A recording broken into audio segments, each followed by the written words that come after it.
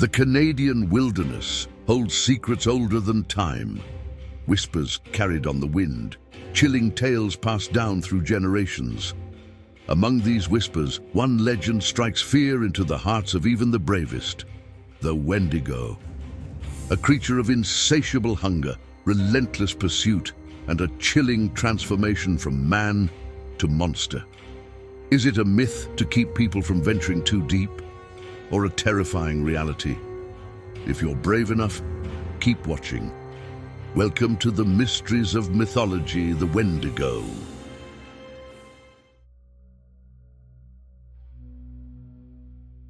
In a year when moose were scarce, Dr. Cathcart's hunting expedition took an unexpected turn. Accompanied by his nephew Simpson, their seasoned guides Hank and Defago, and their cook Punk, the group ventured deep into the Canadian wilderness. As they camped near a remote lake, the mood was tense. No moose had been spotted for days.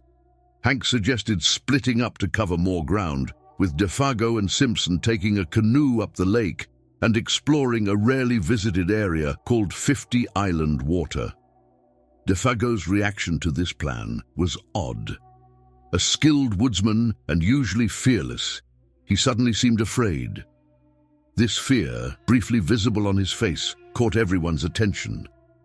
Hank tried to brush it off as superstition, but Dr. Cathcart, a psychologist, sensed something deeper. The atmosphere grew stranger when Punk, their Native American cook, silently approached, causing Hank to abruptly change the subject. As the group retired for the night, an unsettling feeling lingered. In the early hours, while the camp slept, Punk awoke. He stood by the lake, alert and wary, as if sensing something. Perhaps it was the peculiar scent that drifted through the camp.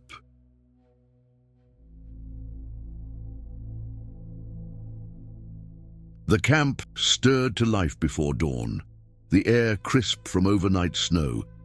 The smell of coffee and bacon lifted spirits as the group prepared to split up.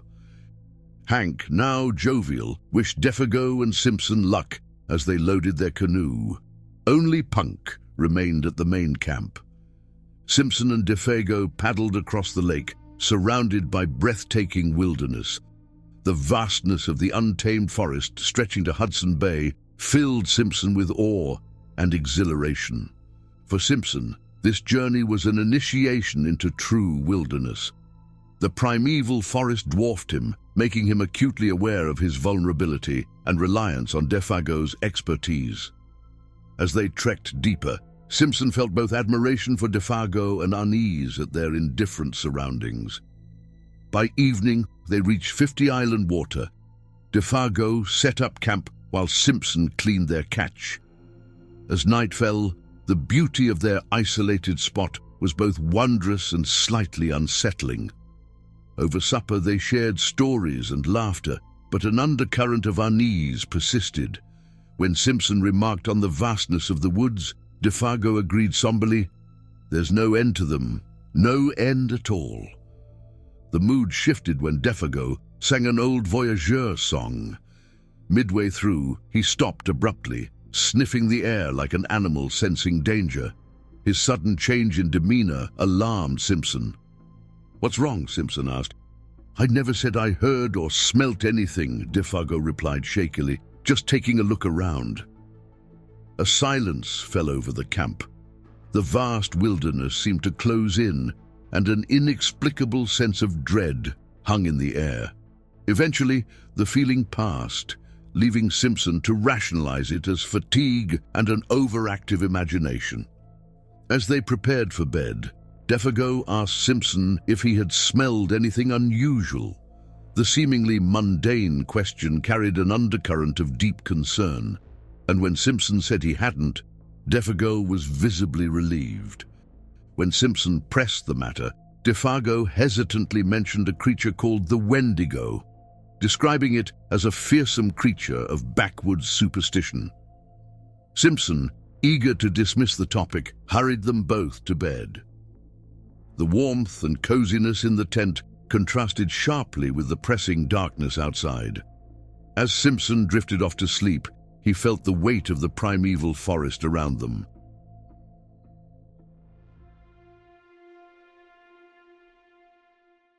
Simpson awoke to the soft lapping of water outside the tent, his heart racing. A new sound stirred feelings of pity and alarm.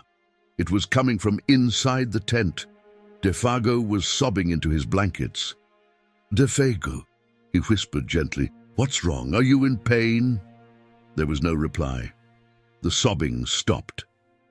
Simpson touched Defago, who didn't move, then covered his exposed feet with a blanket. "Let me know if anything's wrong," he said. As Simpson lay back down, Defago's sobbing haunted him, leaving an unease he couldn't rationalize. The darkness pressed in, the vast forest looming just beyond their tent. Their small camp felt incredibly vulnerable, a tiny island of humanity in an ocean of wild, unknowable nature.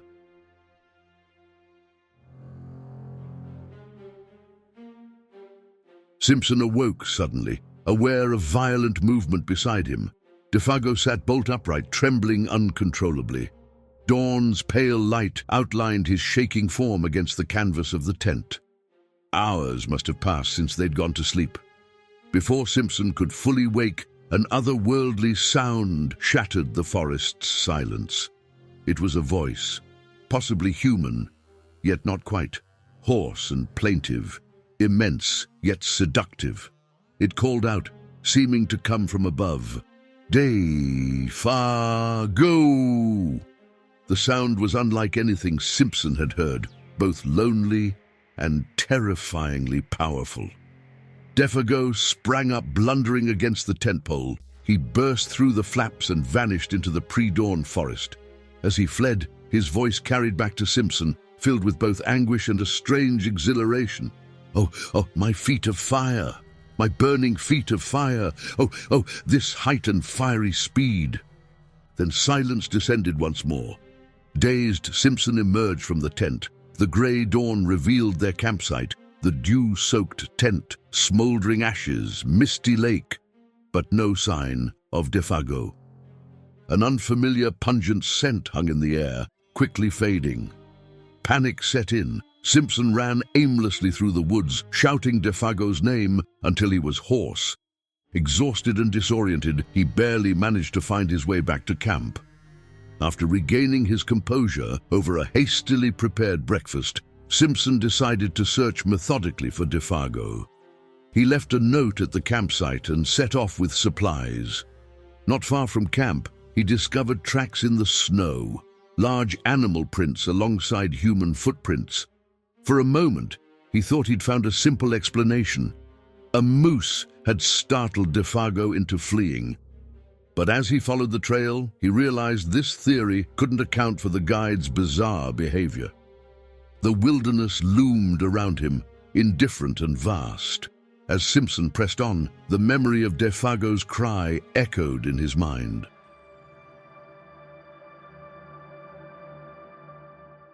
Simpson's pragmatism helped him maintain his composure as he followed the tracks. However, what he discovered next tested his resolve to its limits. Both sets of tracks had changed alarmingly. The larger prints now had a mysterious reddish tinge around them.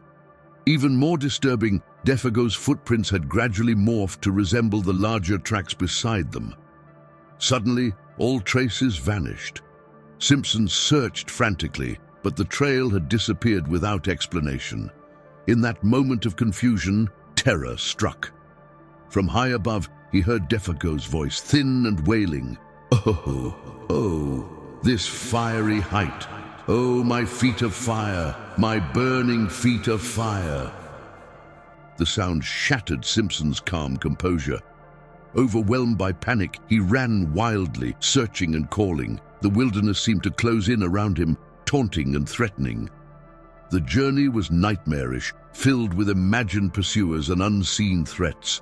He maintained his sanity by focusing on finding his way back. Back at camp, Simpson spent a sleepless night by the fire, rifle in hand. At dawn, he set out on the arduous journey back to the main camp for help. Relying on instinct, and perhaps some innate sense of direction, Simpson found the hidden canoe. He paddled across the lake, guided by a compass and the distant glow of campfires. Close to midnight, he reached the main camp. Hank, Punk, and his uncle rushed to help the exhausted and shaken young man, now faced with the daunting task of explaining the inexplicable events of the past days. When Simpson saw his uncle, relief washed over him, making him realize how deeply fear had overtaken him. Simpson was afraid to share everything that had happened, not knowing how the party would react. He shared enough for an immediate decision. A search party would set out as soon as possible. Simpson's initial account omitted vital details. He later admitted that his uncle's matter-of-fact demeanor made him hesitate to mention the more extraordinary aspects. The search party initially understood only that Defago had suffered an acute attack of mania, imagining himself called by something, and had fled into the wilderness without supplies. As they traveled the next day, Simpson revealed more to his uncle, unaware of the subtle cross-examination. He mentioned Defago's references to the Wendigo, his nighttime cries, the unusual scent, and other signs of mental distress. Simpson described the extraordinary odor as pungent and acrid, like the odor of lions. Approaching 50 Island Water, Simpson admitted hearing Defago's cries for help, but couldn't bring himself to repeat the exact words. He described how Defago's footprints had changed, but omitted their impossible stride. He mentioned the fiery tinge in the snow, but hesitated to say the body had been partly dragged from the tent. Dr. Cathcart, considering himself an adept psychologist, explained away Simpson's experiences as products of a mind influenced by isolation and terror. He praised Simpson's courage while subtly undermining the credibility of his observations. The spell of these solitudes, he said, affects any imaginative mind. The animal was likely a moose. The track color was a vision defect due to excitement. The size of the tracks will be explained when we find them. Auditory hallucinations are common in such stress.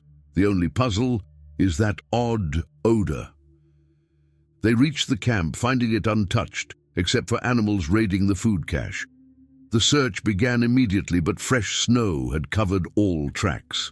After hours of fruitless searching, they gathered around the fire, discussing their limited options. Dr. Cathcart spoke of people driven mad by wilderness solitude, suggesting this as Defago's fate. Hank reluctantly mentioned local Wendigo legends, explaining Defago's initial reluctance to hunt in the area. In this more sympathetic atmosphere, Simpson recounted his full experience, omitting only the strange language he'd heard. Dr. Cathcart remained skeptical, attributing Simpson's account to an imagination influenced by Defago's tales and the wilderness. As night fell, fear permeated the camp. Despite attempts to discuss other topics, the conversation invariably returned to their unsettling situation. Hank remained vigilant, always facing the dark forest. While Dr. Cathcart stayed close to the fire, his unease evident despite his rational explanations. The group's forced attempts at normalcy only heightened the sense of lurking danger in the vast, indifferent wilderness surrounding them. The snow muffled everything, wrapping them in silence, except for their voices and the crackling of the fire. Occasionally, a soft whisper like a moth's wings passed through the air. No one wanted to go to bed as midnight approached. "The legend is picturesque enough," the doctor said, breaking the silence. "The Wendigo is like the call of the wild personified, drawing some to their destruction." "That's about it," Hank replied. "You know when it calls your name." After another pause, Dr. Cathcart added, "The voice is said to mimic all the minor sounds of the forest: wind, water, animal cries. Once someone hears it, they're lost. They say the eyes and feet are most vulnerable. The feet for the lust of wandering, and the eyes for the lust of beauty. The victim moves so fast his feet burn and he bleeds beneath his eyes. Simpson listened, horrified, but Hank's face fascinated him. The two men, normally strong, were now fearful of the silence. They talked to fend off panic, knowing they were in dangerous territory. Simpson, having already faced terror, felt more immune than the others. Time passed with lowered voices as they discussed the haunting legend. The wilderness seemed to press in on them, the fate of their missing comrade hanging over them heavily. After a long silence, Hank suddenly sprang to his feet and let out a yell into the night. "That's for Defago," he said with a defiant laugh. "I believe my old partner's nearby." His outburst shocked Simpson and made the doctor drop his pipe. Hank's face was pale, and Dr. Cathcart showed a momentary weakness. Just then, something large flew overhead with a rush of air, followed by a faint human cry of anguish. "Oh, my burning feet of fire!" Hank looked around, terrified. Dr. Cathcart turned instinctively toward the tent, frozen in fear.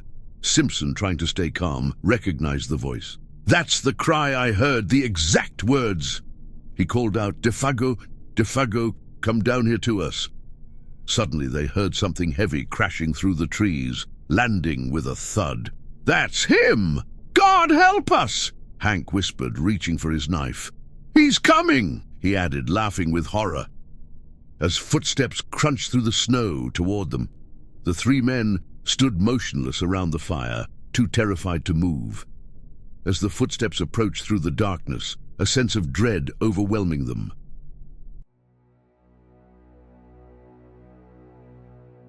Out of the darkness, a figure emerged, stepping into the flickering firelight.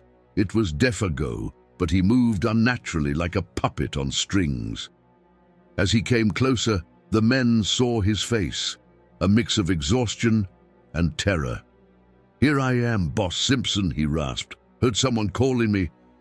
His voice was faint, as if he'd been through an ordeal. He laughed, but it was a dry, unsettling sound. Hank jumped up, swearing wildly, his presence strangely comforting to Simpson.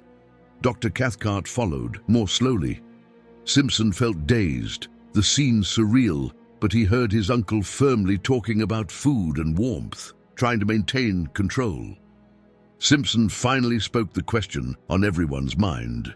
"Is it you, Defago?" Horror laced his voice. "Of course it is," Dr. Cathcart replied, overly emphatic. "He's just exhausted." But the figure by the fire, wrapped in blankets, was a ghastly parody of the man they knew. His face was animalistic, features distorted, skin loose as if under immense pressure. Hank, overwhelmed, moved away from the fire and yelled, "You ain't Defago! That ain't you, my old pal!" His voice was filled with anger and heartbreak. As Hank's emotions spiraled, he shouted incoherently, the woods echoing with his cries. Finally, he broke down in tears, and Dr. Cathcart led him to the tent to calm him. Dr. Cathcart then faced Defago, demanding, "Tell us what happened, just a little so we can help you." But the face that turned up to him was so pitiful, so inhuman, that he recoiled in horror. Defago whispered, "I seen that great Wendigo thing. I been with it." His voice was fading, becoming something else entirely. Suddenly, Hank's voice rang out from the tent. "His feet! Look at his feet!" Defago had shifted, revealing legs that were grotesquely transformed. Cathcart quickly wrapped the blankets around them, but Simpson only caught a glimpse of something dark and strange.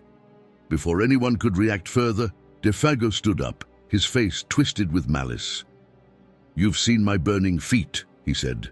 Then, with a rush of wind, the forest seemed to come alive, and he stumbled into the darkness, disappearing from sight. Moments later, a distant, anguished cry echoed through the trees. "Oh, my burning feet of fire!"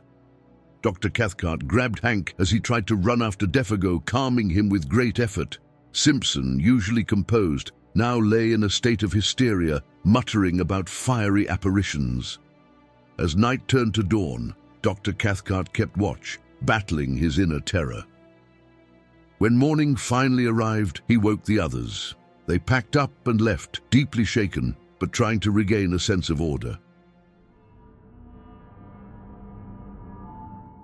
As they trekked back, they spoke only of ordinary things, avoiding the painful memories that haunted them.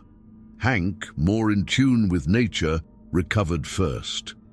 Dr. Cathcart struggled longer, his rational mind grappling with the inexplicable. Simpson and his uncle never discussed the details, but once Simpson asked about the strange odor they'd encountered.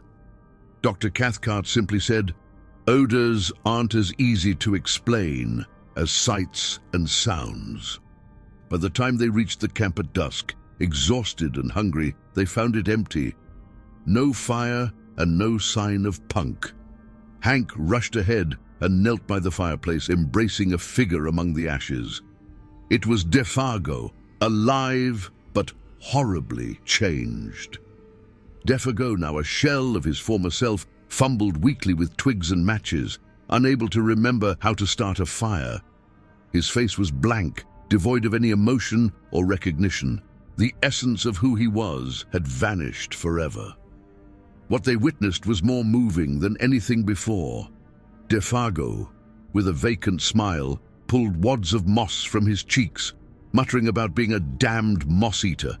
He couldn't keep down food, and his feet were severely frost-bitten, causing him immense pain. The details of his survival were unknown. His memory had completely vanished. By winter's end, Defago, mind and soul lost, was gone too. Punk later recounted seeing a shadow of Defago entering camp, preceded by that same strange odor. Terrified, he immediately left for home, knowing Defago had seen the Wendigo. The return journey was somber. Once filled with dread, the forest seemed almost peaceful in its winter stillness. Simpson, Dr. Cathcart, and Hank walked in silence, reflecting on their experience. Simpson felt a sense of closure, his faith deepened by the encounter with the untamed wilderness. Dr. Cathcart remained pensive, his skepticism tempered by a respect for the mysteries of nature. Heartbroken by the loss of his friend, Hank found solace in returning to his routine. The shared ordeal forged an unspoken bond as they reached civilization. They had faced the Wendigo and survived, but the forest left a lasting mark, a reminder of the thin line between the known and the unknown. The fear of being devoured by a flesh-eating monster is deeply rooted in human psychology and is often reflected in our myths and folklore. Among the most terrifying figures born from these fears is the Wendigo, a cannibalistic creature from the indigenous lore of North America. Unlike popular culture's portrayal, the true essence of the Wendigo is far more complex and unsettling. The Wendigo originates from the beliefs of the Algonquian-speaking tribes, such as the Ojibwe, Cree, and others in the Great Lakes and Plains regions. Traditionally, the Wendigo is depicted not as a monstrous figure, adorned with antlers and fangs, as seen in modern horror flicks, but as a gaunt, emaciated being. Its desiccated skin clings to its bones, eyes sunken deep into their sockets and lips torn and bloody. It embodies the stark terror of starvation and isolation, reflecting the harsh realities faced by these communities. Basil H. Johnston, in his work The Manitois, The Supernatural World of the Ojibwe, describes the Wendigo as a spectral figure exuding decay and death. This imagery is meant to be a metaphor for the transformation of a person consumed by greed or desperation, losing all humanity in their craving for human flesh. In Native American lore, the transformation into a Wendigo was not merely physical but spiritual and psychological. Consuming human flesh in times of extreme hunger marked a profound shift where the individual became a monster in both form and soul. The term Wendigo itself is derived from the Anishinaabe language, roughly translating to solely for self, emphasizing the loss of empathy and communal ties. Starvation often drove individuals to commit this taboo act. Historical accounts, such as those by John Tanner, who lived among the Ojibwe and Chippewa, recount instances where individuals, driven by hunger, resorted to cannibalism. These individuals were often ostracized or killed, as it was believed that once the craving for human flesh began, it could never be satiated. Wendigo stories served as cautionary tales, warning against the dangers of greed, selfishness, and the consumption of human flesh, which would lead to social isolation and eventual destruction. They also underscored the importance of community and resource conservation, teaching that taking more than necessary from the environment could lead to dire consequences. The depiction of the Wendigo as merely a horned monster in popular media strips away these rich cultural layers. The antlered, beastly versions seen in films and games are far removed from the original tales, which emphasize the Wendigo as a representation of the darker aspects of human nature. Understanding the Wendigo in its cultural context reveals a figure steeped in moral lessons and social commentary rather than just a figure of horror. It represents the extreme consequences of survival, isolation, and moral corruption, reminding us of the importance of community and empathy in the face of desperation. The question of whether Wendigos are real is complex. While they do not exist as portrayed in movies or games as towering antlered beasts, they represent a profound psychological and cultural phenomenon. The transformation into a Wendigo was believed to occur within, stemming from extreme desperation and the horror of consuming human flesh. In reality, physical changes often resulted from malnutrition. Historical cases, such as that of Swift Runner who resorted to cannibalism and was executed in Alberta, highlight that these acts were often committed by individuals in dire circumstances. Their gaunt appearance and the smell of decay reflected the grim reality of starvation rather than a supernatural curse. The belief in Wendigos among indigenous peoples and early settlers led to the concept of Wendigo psychosis, a culture-bound syndrome recognized by the American Psychological Association. This condition involved delusions of becoming a Wendigo, marked by symptoms such as depression, violence, and a compulsive craving for human flesh. It's possible that the deep-rooted belief in Wendigos contributed to cases of cannibalism, creating a cycle where those on the brink of madness believed they were becoming Wendigos, thus fulfilling the prophecy. Writing the Windigo off as simply a psychological condition isn't my intent. As Hamlet put it, there are more things in heaven and earth, Horatio, than are dreamt of in your philosophy. Let me know what you think in the comments.